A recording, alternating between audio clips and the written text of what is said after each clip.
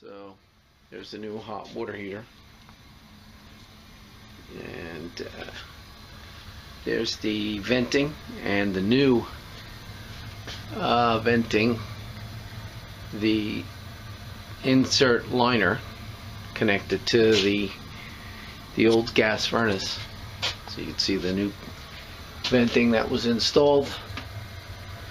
It's been put up into the chimney, and the chimney's been sealed with the chimney cement. And there's the new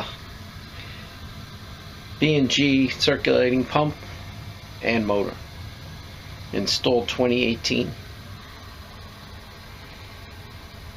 There's the furnace, American Standard, and you can see we'll open up the furnace. Right now it's not lit,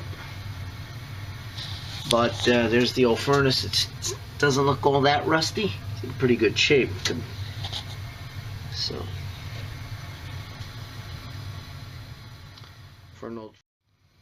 Okay, there's the furnace switch box, which it looks like it has a red, a common white, and a black.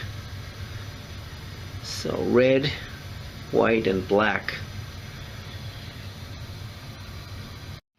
You can see the chimney smoke is clear, coming out even.